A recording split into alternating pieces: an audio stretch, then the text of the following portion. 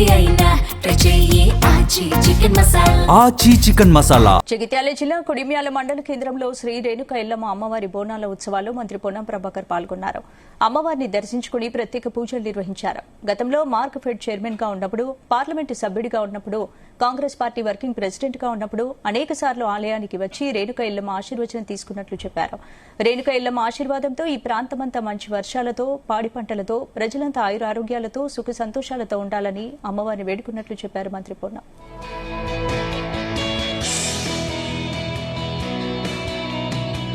కొడిమ్యాల మండల కేంద్రంలో ఉన్నటువంటి రేణుక ఎల్లవ్వ తల్లి బోనాల పండుగలో స్థానిక గౌడ నాయకత్వం, అదేవిధంగా కాంగ్రెస్ పార్టీ ప్రజాప్రతినిధుల ఆహ్వానం మేరకు ఇక్కడికి రావడం జరిగింది.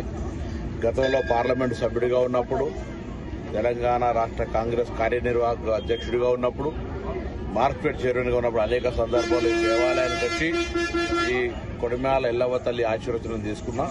ఈరోజు మంత్రిగా బోనాల్లో పాల్గొనాలని ప్రత్యేకించి హైదరాబాద్ నుంచి ఈ ఉత్సవాల కొరకే వచ్చిన అమ్మవారి ఆశీర్వచనం తీసుకున్నా.